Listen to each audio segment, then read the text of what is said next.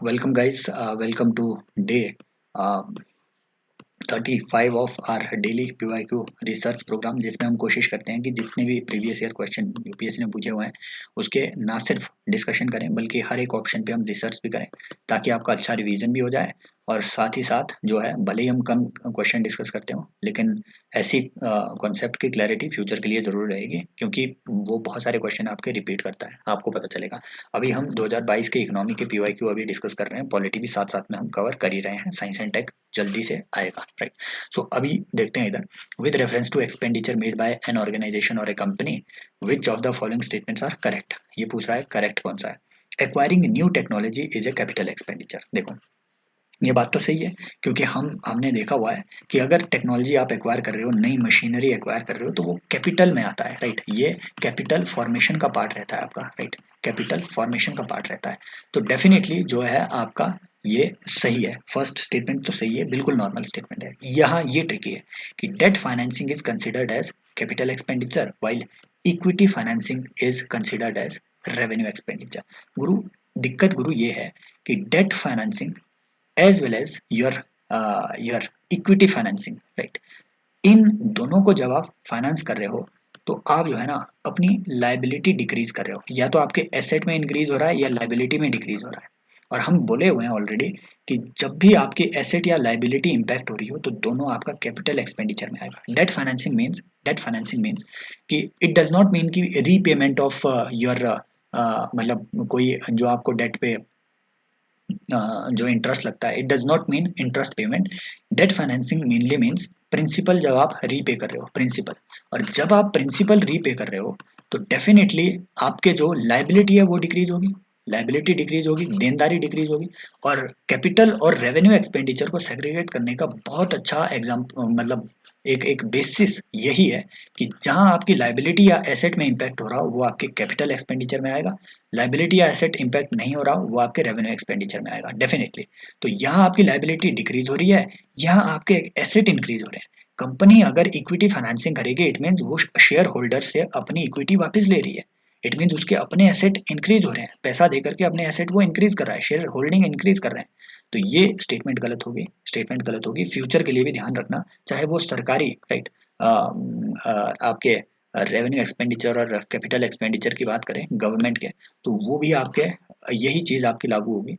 Government का कोई ऐसा एक्सपेंडिचर जो जो उसकी एसेट या लाइबिलिटी को इम्पैक्ट करे, वो आपके कैपिटल एक्सपेंडिचर में आएगा। फॉर एग्जांपल, अगर वो लोन ले रही है, एक्सपेंडिचर या फिर रिसीट, दोनों चीज़ें, अगर वो लोन ले रही है या दे रही है, कैपिटल एक्सपेंडिचर में आ रहा है उसके, राइट। अगर वो कोई इक्विटी वगैरह वो उठा रही है कहीं से, कैपिटल एक्सपेंडिचर में आ रहा है। नई कंपनी खोल रही है, कैपिटल एक्सपेंडिचर में आ रहा है। नया कोई रोड बना रही है, कैपिटल एक्सपेंडिचर में आ रहा है, क्योंकि एसेट इंक्रीज हो रहे हैं।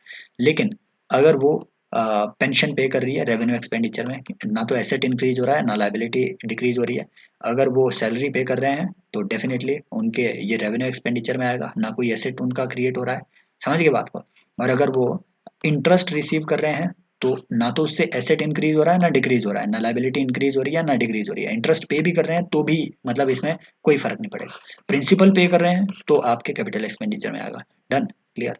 एंड नेक्स्ट आता है कि with reference to Indian economy consider the following statement, a share of household financial saving goes towards government borrowing. सोचो, अगर वो लिखे यहाँ कि no share of household financing saving, ऐसे कुछ रिवर्स इंजीनियरिंग किया करो अगर इसमें आपको कंफ्यूजन है। नो शेयर, तो ये स्टेटमेंट अब पढ़ो, no share of household financial, इसका उल्टा लिख दो बस। No share of household financial saving goes towards the government borrowing. ये तो एकदम झूठ बात होगी।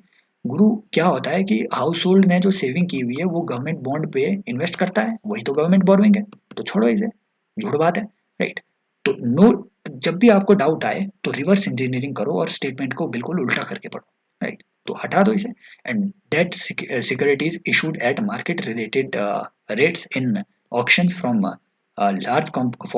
Large component of internal debt. ये बात सही है। जो भी आपकी डेटेड सिक्योरिटीज है, राइट, जो मार्केट रेट्स पे इशू किए गए हैं, राइट, जो आपके फिक्स रेट पे नहीं है, वो आपके इंटरनल डेट का एक बड़ा हिस्सा है। डेफिनेटली इंटरनल डेट का बड़ा हिस्सा इसीलिए होगा क्योंकि सरकार चाहती है कि बॉन्ड जो है मार्केट वैल्यू को रियली रिफ्लेक्ट करे, वो सरकार के द्वारा कंट्रोल्ड ना रहे। क्योंकि अगर मान लो सरकार बॉन्ड का जो इंटरेस्ट रेट है वो कंट्रोल करके बहुत कम रखेगी, तो लोग उसमें इन्वेस्ट करेंगे ही नहीं। तो मार्केट में एग्जिस्टिंग इंटरेस्ट रेट है, अगर सरकार वो देगी तो लोग इन्वेस्ट करेंगे, अट्रैक्टिव होगी, बात सही है। तो स्टेटमेंट 2 आपकी सही हो जाएगी। Clear, done. नेक्स्ट, ये ऐसे स्टैटिक क्वेश्चन है, मतलब करंट अफेयर का क्वेश्चन है जो आपको उतना पढ़ने की जरूरत नहीं है, राइट। ये रिपीट नहीं होगा, बहुत कम चांसेस है। डिजिटल मिशन के बारे में बोला है कि private and public hospitals must adopt it. Next आपकी स्टेटमेंट आ रही है कि एज इट एम्स टू, अगर ऐसा लिखा होता है कि all private and public hospitals must adopt it, तो ये रॉन्ग हो जाता, राइट। बिकॉज जो थर्ड ईयर है तो वो उसमें कर सकते हैं। एंड अगेन प्राइवेट हॉस्पिटल्स के लिए ये जो है एक वॉलंटरी प्रोग्राम है, राइट, वॉलंटरी है, कोई मैंडेटरी नहीं है। तो स्टेटमेंट 1 को आप इसमें हटा भी सकते हैं। As it aims to achieve the universal health coverage every citizen of India should be a part of it ultimately. ये भी जो आप इसकी यूनिवर्सल हेल्थ आईडी बनाएंगे, ये सारे सिटीजन्स के लिए, सारे सिटीजन्स के लिए ये यूनिवर्सल हेल्थ आईडी जो है ये एक तरीके से वॉलेंट्री होगी, राइट। किसी को आप फोर्स नहीं कर सकते कि अपनी एक डिजिटल हेल्थ आईडी बनाओ। ये भी गया। And it has seamless probability portability across the, बिल्कुल सही बात है। और इसमें आप डिजिटल हेल्थ आईडी ही नहीं क्रिएट कर रहे हो, आप इसमें डिजिटल, है ना, health facility registry, health facility registry भी क्रिएट कर रहे हो, जिसमें आपको पूरा इन्फॉर्मेशन होगी कि कौन से हॉस्पिटल में बेड खाली है, कहाँ पे आप जो है शिफ्ट कर सकते हो पेशेंट को, समझ गए। ये हेल्थ फैसिलिटीज़ वगैरह वहाँ पे आपको देखने को मिलेगा। इसी के अलावा आपको डिजी डॉक्टर भी इसमें आपको देखने को मिलेगा। डिजी डॉक्टर मीन्स एक ऐसी ही इसकी एक डॉक्टर्स की आईडी जिसमें डॉक्टर्स का पूरा रिकॉर्ड वगैरह हो, डिजिटल रिकॉर्ड डॉक्टर का आप रख सकते हैं, that is digi doctor. Next आता है कंसिडर द, ये टेलीमेडिसिन की सर्विस नहीं है डिजी डॉक्टर, वो अलग है, ई संजीवनी अलग है। ई संजीवनी इज टेलीमेडिसिन की पोर्टल। आई होप सारी चीजें आप कनेक्ट कर रहे हो साथ में। एंड नेक्स्ट आता है कि टाइट मॉनेटरी पॉलिसी, ये पूछ रहा है फिर से वही चीज, इन्फ्लेशन का इम्पैक्ट। इन्फ्लेशन इज मतलब क्रश ऑफ यूपीएससी, 3 से 4 क्वेश्चन यूपीएससी इन्फ्लेशन से पूछता है हर साल। Tight monetary policy of US Federal Reserve could lead to capital flight. Stand by mode में रखो। कैपिटल फ्लाइट मैं एक्सप्लेन करूंगा। कैपिटल फ्लाइट में increase the interest cost of firms with existing external commercial borrowings. Stand by mode में रखो। Devaluation of domestic currency decreases the currency risk associated with external commercial borrowing। हटाओ इसे, ये आपको जानने की जरूरत ही नहीं है। गुरु ये बात क्या कर रहा है कि अगर आप डिवैल्यूएशन करोगे अपनी करेंसी का तो एक्सटर्नल, है ना, कमर्शियल बोरोइंग से रिलेटेड आपका रिस्क इंक्रीज होगा। देखो most of our external commercial borrowing is in dollar. अब अगर आपका प्राइस कुछ ऐसा है कि $1 को खरीदने के लिए या रीपे करने के लिए आपको ₹100 देना पड़ रहा है, क्योंकि आपने अगर एक्सटर्नल बोरोइंग दी है तो आपको रीपे करना पड़ेगा। तो $1 को लेने के लिए आज अगर आपको ₹100 देना पड़ रहा है, 10% अगर इन्फ्लेशन आ गया तो इसी $1 को रीपे करने के लिए आपको कल ₹110 देना पड़ेगा। इट मीन्स जो आपका रिस्क है वो इंक्रीज होगा डिवैल्यूएशन से। अगर आपकी करेंसी की वैल्यू कम होगी तो रिस्क इंक्रीज होगा। हटाओ इसे, समझ गए, क्योंकि ज्यादा पे करना पड़ रहा है। समझ गए बात को, बस यही कॉन्सेप्ट आपको लगाना है। वो आपसे पूछ ही नहीं रहा है ये दोनों चीजें। बेसिकली कैपिटल फ्लाइट मीन्स की कंट्री से बाहर कैपिटल जा रही है। और यूएस फेडरल रिजर्व अगर अपना, राइट, इसे हम कहते हैं टेपर टेंटरिंग भी, या फिर टेपर टेंट्रम, या फिर Fed tapering, right, Fed tapering भी।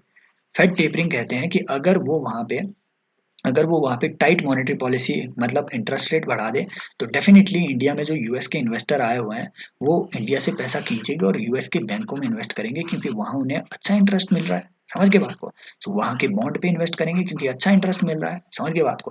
तो कैपिटल फ्लाइट होगी, सही बात है। नेक्स्ट, कैपिटल फ्लाइट में increase the interest cost for the firms with external, बिल्कुल सही बात है।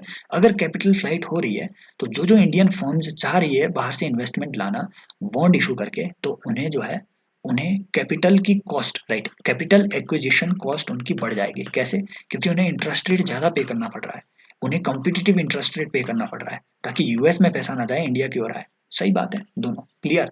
तो ये कुछ ऐसी बातें हैं, आई होप जो आपके कंसिडर हो रही होगी साथ में, राइट, रिवाइज हो रहा होगा। नेक्स्ट आता है कि in India credit rating agencies are regulated by RBI. यही हटा दो, बाकी पढ़ना ही नहीं है, वो आपसे पूछ ही नहीं रहा है। देखो ये 2022 के क्वेश्चन है गुरु, और ये क्वेश्चन आया था आपके ये इकोनॉमिक सर्वे, ये 2022 ना 2021 का इकोनॉमिक सर्वे है, वहां से ये क्वेश्चन आया हुआ है, सोवरेन क्रेडिट रेटिंग एजेंसीज। ये बहुत डिस्कस हुआ था उसमें। यही हटाना है, आरबीआई नहीं कर रहा है इसे रेगुलेट, इसे सेबी कर रहा है। सेबी कर रहा है, ये बॉन्ड को रेट कर रहा है, आपकी गवर्नमेंट बॉन्ड को रेट कर रही है। जैसे आपकी मूडी हो गया, जैसे आपकी फिच हो गया, ये कुछ सोवरेन क्रेडिट रेटिंग एजेंसीज है। समझ गए? इनकी रेगुलेशन इंडिया में कौन कर रहा है? सेबी कर रहा है। क्लियर? तो बस ये हटा दो, ये जानने की जरूरत ही नहीं है ब्रिक वर्क रेटिंग, ये आपको ऐसे ही कंफ्यूज करने के लिए दिया हुआ है। समझ रहे हो वो साइकोलॉजिकली कैसे खेल रहा है आपके साथ। Then the rating agency popularly known as ICRA is a public limited company, जानने की जरूरत ही नहीं है, बी लगा दो बस। समझ गए? क्योंकि आपको पता है यहाँ पे उन्होंने हिंट दिया हुआ है। ऐसा ही हिंट उन्होंने दिया था 2021 में एक क्वेश्चन में। उन्होंने बोला कि certain provisions in constitution allow Reserve Bank of India governor to, है ना, there are some provisions regarding the appointment of RBI governor in constitution. No, वही एलिमिनेट करना था, बाकी जानना ही नहीं था। समझ गए? So this is how elimination works. हटाओ हटाओ लगाओ। बाकी इसके बारे में रिसर्च थोड़ी ना करनी है आपने कि सोवरेन क्रेडिट रेटिंग वगैरह क्या है इंडिया में, इनका रेगुलेशन वगैरह क्या आ रहा है। हालांकि नई रेगुलेशन आई है, नहीं पूछ रहा है, वो नहीं पूछेगा आपसे फिर से। समझ गए बात को? आई होप ये जो लेक्चर सीरीज है गाइस, राइट, ये जो लेक्चर सीरीज है ये आपके प्रिपरेशन में थोड़ी बहुत भी वैल्यू ऐड कर पा रहे होंगे, और ये पता चल रहा होगा कि क्वेश्चन कहाँ से कैसे और क्यों पूछे जा रहे हैं। और साथ में एक ज़रूरी सूचना ये भी कि अगर आप चाहते हैं कि मेरे बिल्कुल फ्री लाइव लेक्चर आप अटेंड करो, तो आप मुझे ज्वाइन कर सकते हैं अनअकैडमी पे। वो कैसे? आपको टेलीग्राम लिंक नीचे मिलेगा डिस्क्रिप्शन में, या फिर आप द UPSC हब सर्च भी कर सकते हो, राइट, टेलीग्राम पे। तो वहाँ पे आप मुझे सर्च कर सकते हो, और आपको मिलेगा वहाँ पे, वहाँ आपको उस टेलीग्राम चैनल पे मेरे फ्री लाइव क्लासेस के लिंक मिलेंगे। साइंस एंड टेक हमने रिसेंटली कवर किया, पॉलिटी पूरी कवर कर दी हुई है, इकोनॉमी पूरी कवर की हुई है। अगर आपका एनवायरनमेंट में आपको कोई भी डाउट है, मेरे साथ कवर करना चाहते हैं, यू कैन डू इट। अगर आपको साइंस एंड टेक के PYQ के थ्रू अमेजिंग, है ना, रिसर्च करनी है, तो लाइव आप मेरे साथ बैठ सकते हैं चीज़ों पे, है ना। And thank you so much, take care. Comment में जरूर बताइए वीडियो कैसी बन रही है, इसमें कोई मतलब कोई नया चेंज लाना हो तो जरूर, right. And take care, bye bye, as always love you all. And मिलते हैं नेक्स्ट लेक्चर में, टेक केयर।